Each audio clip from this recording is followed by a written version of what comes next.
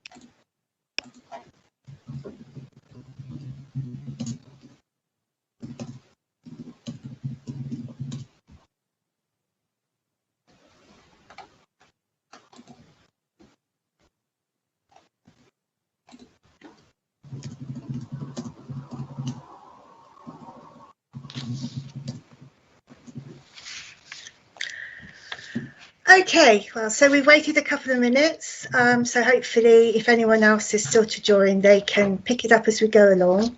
So we'll make a start. So hello everyone, welcome to our webinar about the new Community Renewal Fund. I'm Christine Ward, I'm a Principal Project Officer from North Somerset Council, and I'll be taking you through this session today. Also with me are my colleagues Josie Ann Clark, who'll be monitoring the chat box facility for any questions you may have as we go through. Mike Wiggle, our IT lead, who's taking care of the technical stuff, including making sure you can see the slides. And also Lauren Squibb from Western College, who a bit later on will run through some useful tips and advice with preparing your application if you decide you want to bid to this fund. Now, before we start, I just need to run through a little bit of housekeeping with you so that you're all completely aware of how this sort of session works. So this meeting is being conducted through Teams, and also it's being broadcast on YouTube. We've got open captions facility available on YouTube. They are quite good, but sometimes not an exact translation. The session's been recorded to allow people to watch it in the future, and the name you use when joining the meeting will be visible to the other people in the meeting. If you've got your camera turned on, please remember that your image will be visible to the other people in the meeting and to anyone else watching live or in the future in YouTube.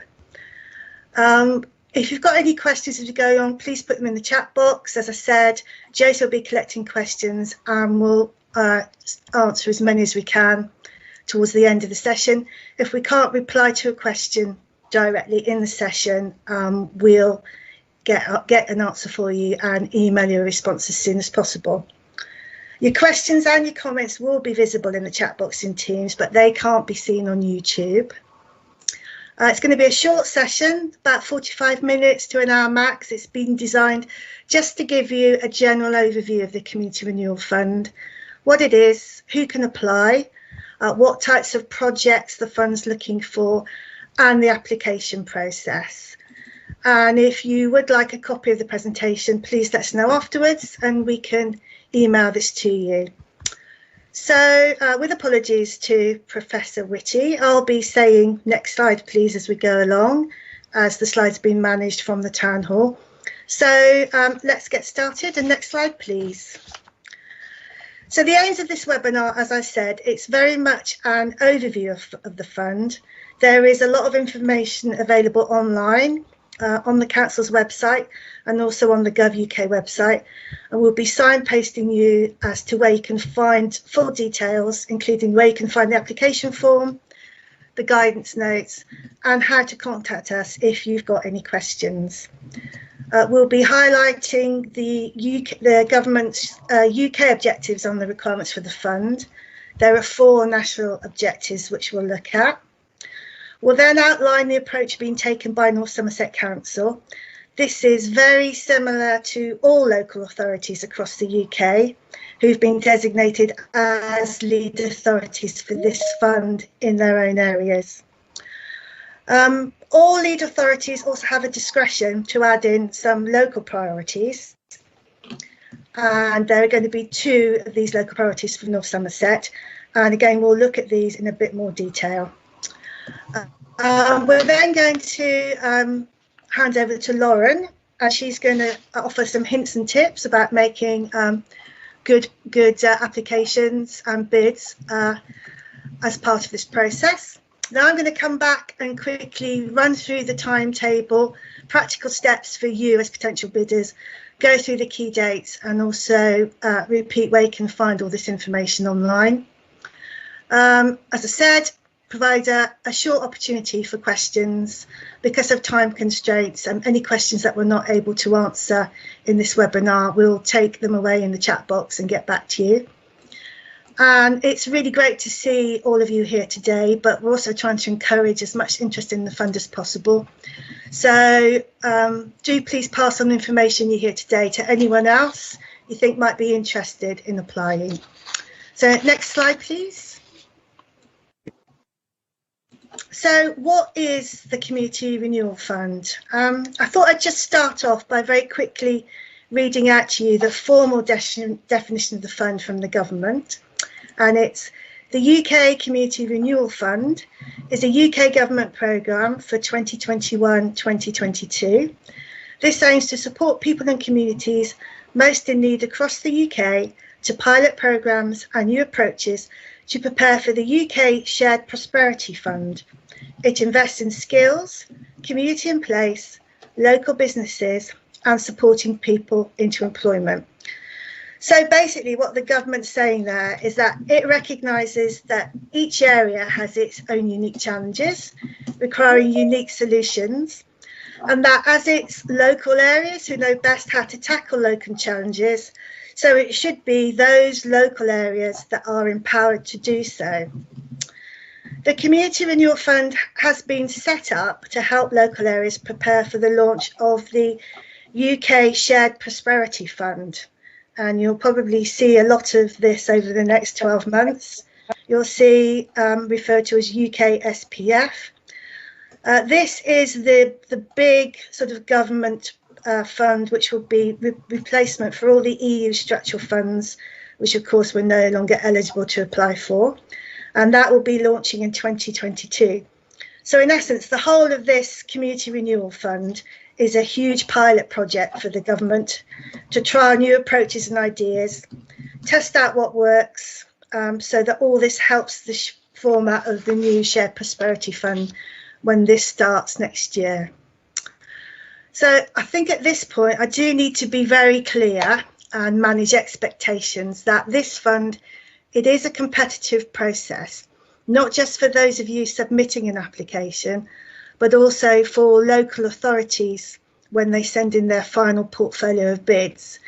It's important for everyone to know that the government produced a list of 100 priority place areas in respect of this fund, and that North Somerset is not one of those areas on this list, but the government has been very clear that all areas in the UK can apply to this fund, and there will be some projects selected for funding in some non-priority areas.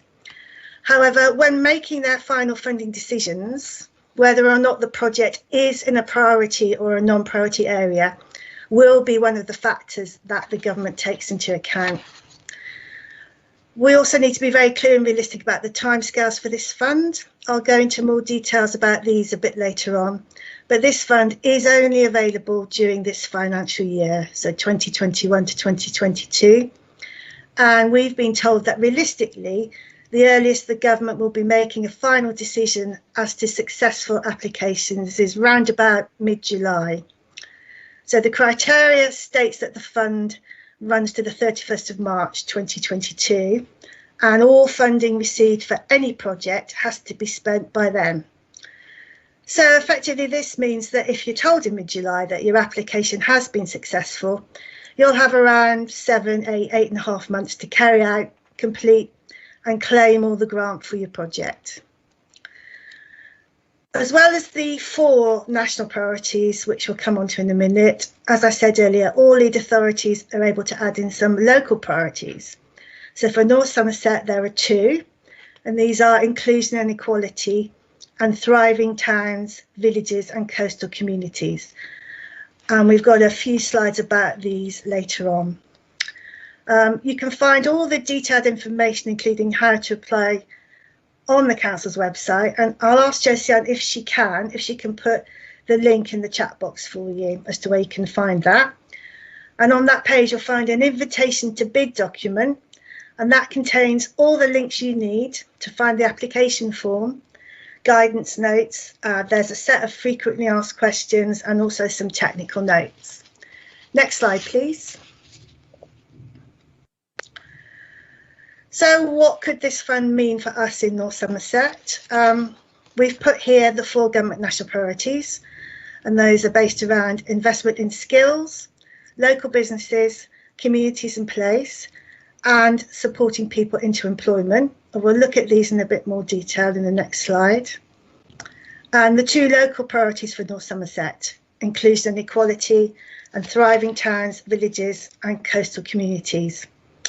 In the invitation to bid document on our website, you'll also see links to the plans and strategies that the 2 local priorities have been drawn from, and these include the North Somerset Economic Plan, the North Somerset Employment and Skills Strategy, and the Western Placemaking Strategy.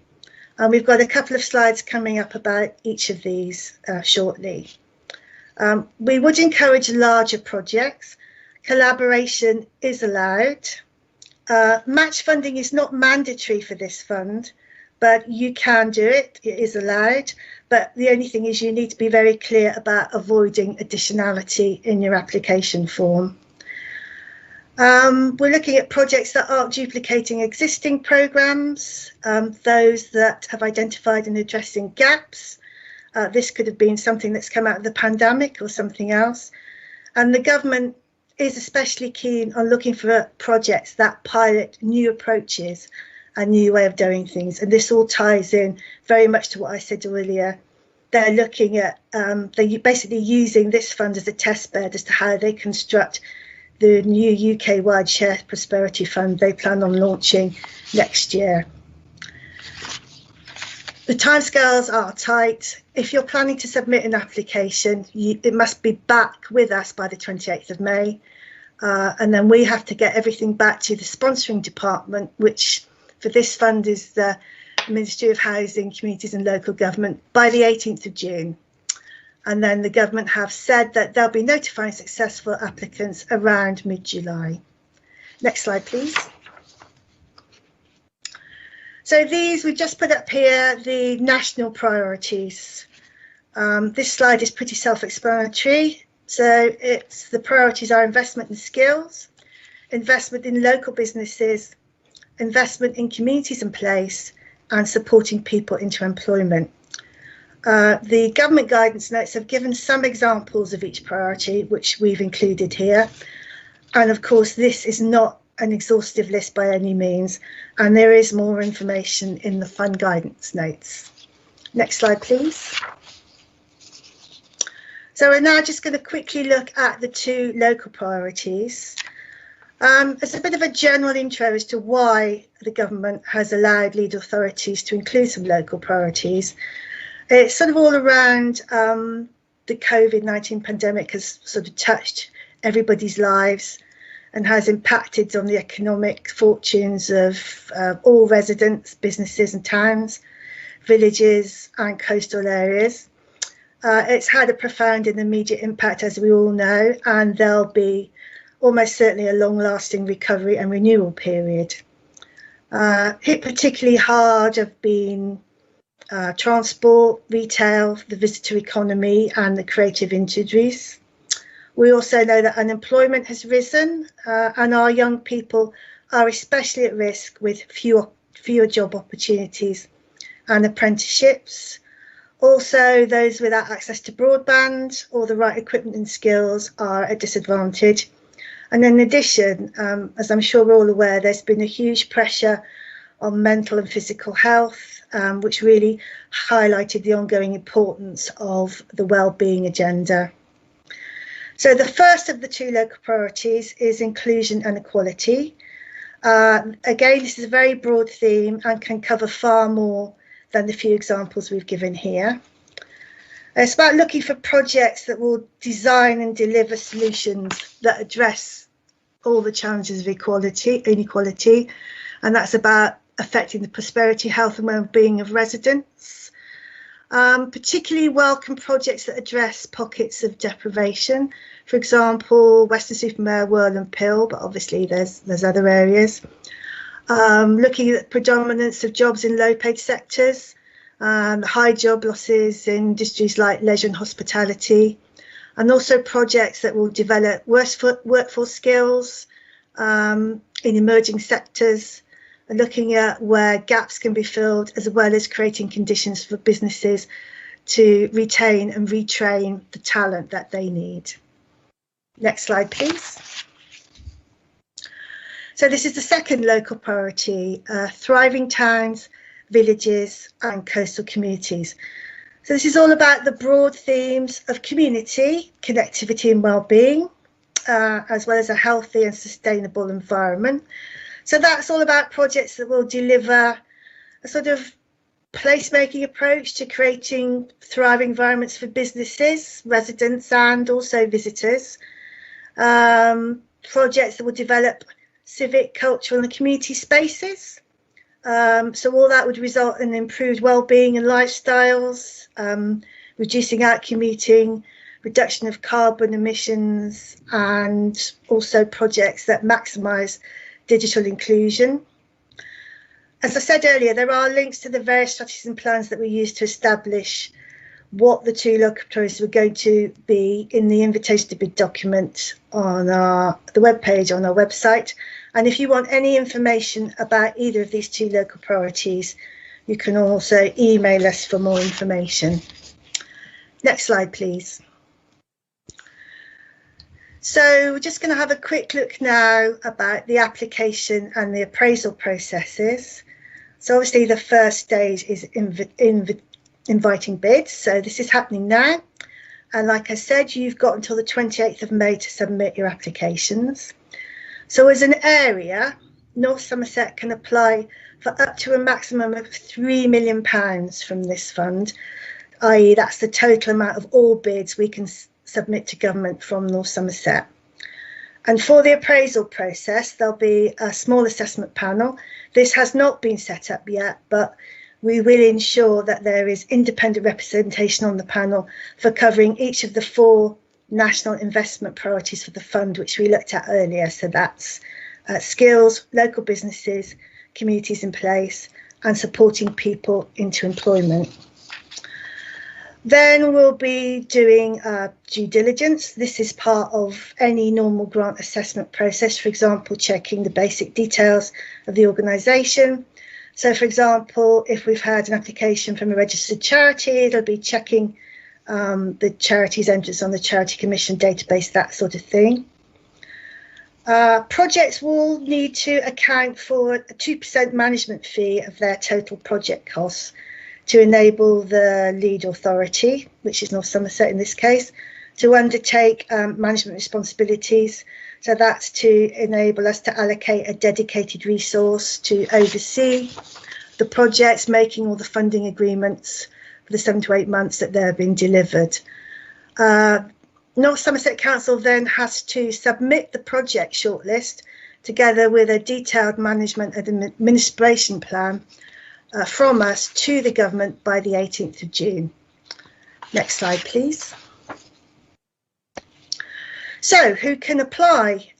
Well, this fund actually has a very broad remit. Bids can be accepted from a wide range of types of organisations. So basically, any legal constituted organisation delivering an appropriate service in the UK may apply. So, for example, that could cover charities, local councils, voluntary and community sector organisations, local education providers and umbrella business groups. Private sector organisations and registered charities can also apply if they are providing a service to benefit other organisations or individuals. So that would be a project not about receiving funding if the intention of the project is to further their own business or organisation, but it's about if the project is what they want to do to provide a service to benefit other organisations or individuals. In terms of whether this is a revenue or a capital fund, I need to stress that this is mostly a revenue fund. So 90% of the funding available through this fund is revenue funding, with a small amount of capital funding. And you can find quite a few examples of what's defined as revenue and capital with respect to this fund in the guidance notes. Project applicants are encouraged to maximise impact through larger projects where this is possible, although smaller projects will still be considered. So, for example, if you're a community group and you know some other groups that are interested in the same project idea, you could combine together and put in one larger bid, so with one organisation acting as the lead applicant. So I'm now going to hand you over to Lauren Squibb from Western College, who's going to spend a bit of time with you talking about what makes a good bid. And after that, I'll come back and finish off the session by quickly going through key dates, timetable, a little bit more information about the application and assessment process and where you can find more information. So next slide, please. So Lauren, over to you. Brilliant. Thank you very much. Good afternoon, everybody. So yeah, I'm Lauren Squibb. I'm from Western College, and the purpose of our very small session today is just to support with some general rules when it comes to what makes a good bid. And by no means are we trying to teach anybody to suck eggs here or anything like that. It is just very much getting back to basics in regards to bid writing. So the first thing we really would like to stress is please make sure that you read all the guidance and all the associated documents, including the document that has to be submitted. I don't know about you, but for me, it probably takes about 3 times to go through the guidance before it properly sinks in with what I need to do. Keep an eye on the frequently asked questions that come through. Again, what we always find is that there are questions usually on there that we didn't even consider ourselves, and they can be an absolute great source of information for when you're writing your bid. We would say here again, our advice is to produce a bid plan. So making sure that obviously if you need to get financial sign-off, etc., that all of that is well and truly built into your plan. And again, we've just highlighted here, definitely prioritising information that you aren't in control of and that you need to request from other people. Giving them as much notice as possible always makes the process a lot smoother. Again, finish as far ahead of the deadline as you possibly can to leave as much time as you can to review. Also as well, if you've got the ability, maybe try and get somebody else to also review the bid for you, because other people, fresh pair of eyes, can spot things that have not been spotted. And sometimes when you get so engrossed in a project or a bid, you can't see the wood through the trees, and sometimes there's some really obvious things that you miss. And again, grammar, spelling and tenses, please make sure they're accurate, and also make sure that they are consistent and you're following it through the whole bid document. So next slide, please.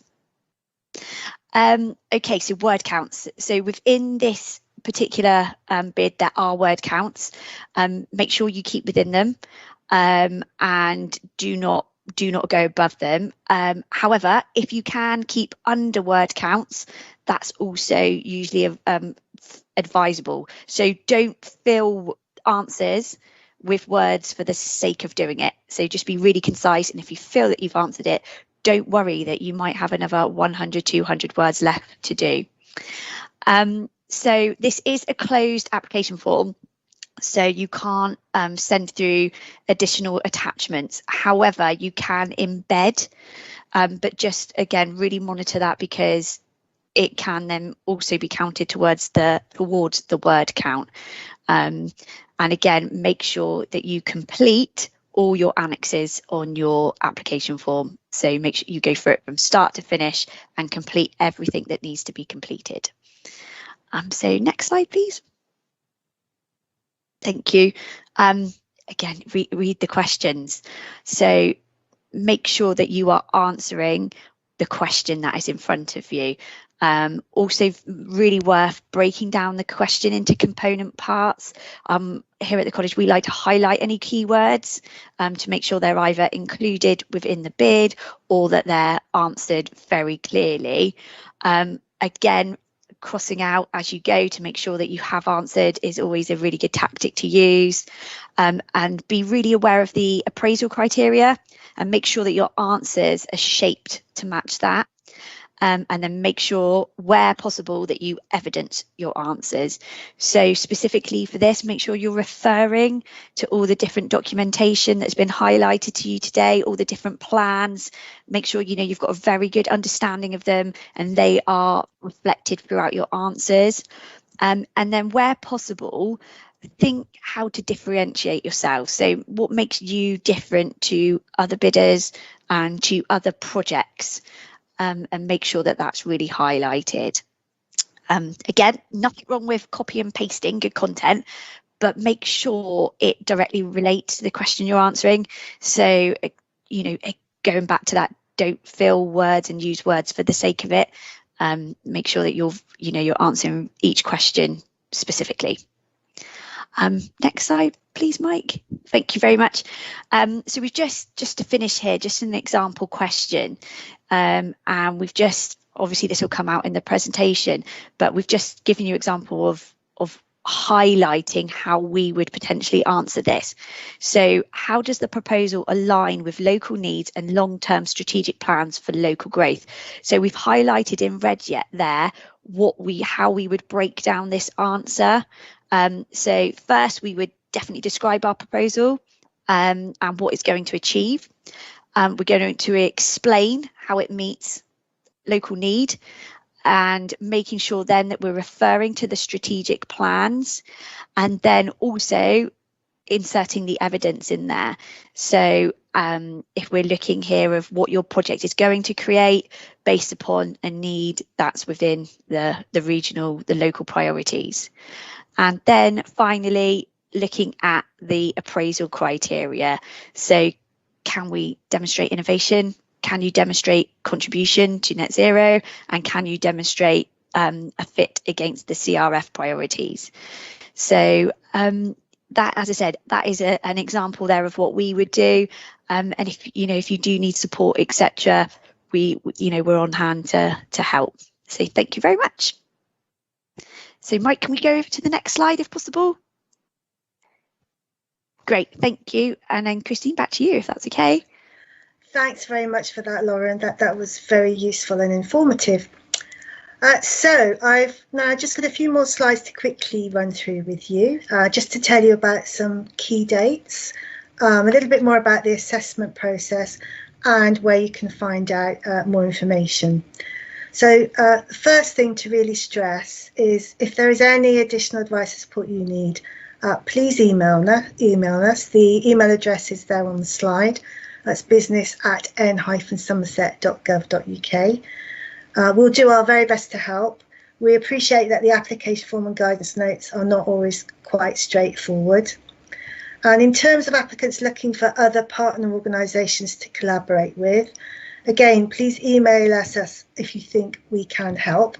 Although as experts in your own fields, you probably already know other organisations that may be interested in working with you, and you may even be collaborating them already. I'm aware that there are a few groups out there who are looking to come together and submit a larger bid because they've got different projects in common which they think they could tailor and make a larger single application. As I mentioned earlier, if you do become a group of organisations collaborating on one bid, You can certainly do that under the fund, but the only proviso is that one of the organisations will have to agree to act as the lead applicant and submit the application form. So if you bring yourselves together into a small consortium between yourselves, you'll have to take the decision as to who amongst you will act as the lead applicant and put in the application form. Next slide, please. So I'm just going to take you through in a little bit more detail about how North Somerset will assess the bids. The government has given us a fairly hefty set of sort of technical instructions to do this. So I'm just going to give you some sort of headline data here. The bids are assessed against criteria set out by the government. This is set out in the fund prospectus, and all lead authorities will be using the same assessment criteria, apart from obviously any local priorities that each lead authority will have. Their law will obviously be a bit different, because every lead authority across the UK has the discretion to add in its own local priorities as part of the overall assessment process. So the first sort of set of assessments criteria that we looked at is called gateway criteria, and that's all very basic things along the lines of to check that the project doesn't conflict with national government priorities, to check that the project can be delivered and completed by the 31st of March next year, and also to check that it's going to be delivered by a legally constituted organisation that can legally accept public funds. Then the second set of criteria is all about strategic fit. So that's about looking at the extent to how an application meets one or more of the 4 national priorities that we talked about a few minutes ago. And then there's a third set of assessment criteria, which is all about the extent to which a project could meet and delivery of local priorities. So those are all around the 2 local North Somerset priorities that we spoke about. And then there's a final set of assessment criteria, which is a lot of small different things put in together around deliverability, equalities and diversity. So there's 4 separate sets of assessment criteria which we have to go through for the overall assessment of any one application. So as I said, you'll be submitting your bids by the deadline of the 28th of May, and we then have from the 29th of May to the 18th of June to carry out this assessment process. Next slide, please. So here's just a key dates. We know that the whole timeline is very tight. Of course, ideally we would have liked longer, but unfortunately we don't have any discretion in the deadline for which we have to submit bids back to the government, or the project and delivery date. So at the moment we're in the invitation for bids phase, and obviously we've got this webinar today. Again, the deadline for applications back to the council is the 28th of May, and then our deadline for submitting the complete package of bids back to the government is the 18th of June. So at the moment, government are telling us that they will be in a position to announce successful bids sometime between mid to end July, and then all projects have to be delivered and completed by the 31st of March next year.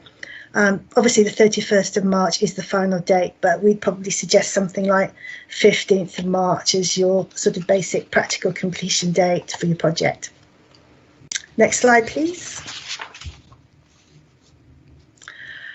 So, as I said at the start of this session, it is really important to manage expectations, and just to reiterate that North Somerset is not one of the areas in the 100 priority places list that the government has produced for this fund. But if we are successful in being awarded funding, this is a bit of an indication as to what the timeline would be. So, as I mentioned, we should hear back from the government sometime mid-July. August, September, if we were successful, we'd be looking to prepare and issue funding agreements to each project that is receiving funding. As the lead authority, the government would, as we understand it, release the funding to us in 2 tranches, but we do have some discretion as to how and when we release the funding to applicants. So how we would do this would be agreed once we know whether North Somerset has been allocated any funding, of course, but it could be that we would work with each project to agree an appropriate payment schedule. And I'd just like to reiterate, because I'm not sure if it's been changed. No, it hasn't. Sorry, the very last date on that slide, that's incorrect. It should be 15th of March 2022, not 2021, obviously. So there's a typo there, apologies for that. And as I said, the final date of the fund is the 31st of March 2022. Okay, next slide, please. So, Josiane, have you been looking at the chat box, and have we had any questions sent in? Yes, so I've been looking at the chat box, but unfortunately nobody's submitted any questions yet. Okay, right then. So we're looking for questions. In that case,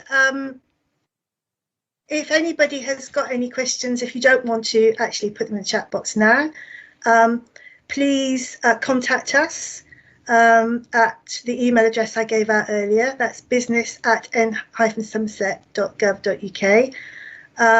Or if you think of anything else you would like to know, get in touch and we'll do our best to help.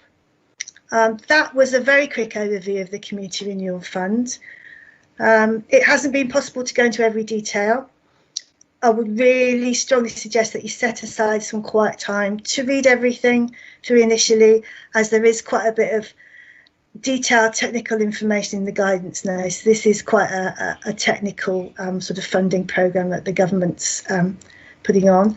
And just to repeat what I said earlier, you can find all the detailed information, including how to apply, on the council's website.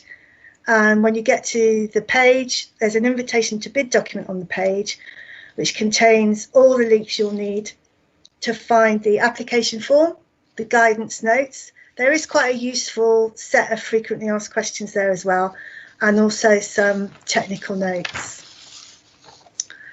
So if no one's got any questions at this moment in time, it just remains for me to thank Josiane for monitoring for questions during the session, for Lauren to her very helpful and informative bid writing advice, Mike for keeping us going on the technical side, and most importantly, all of you for giving up your time and joining us today. We do appreciate how busy you are, and I hope that this session has been of some use to you. So very best of luck with your applications if you do decide to apply. Thank you very much, and goodbye.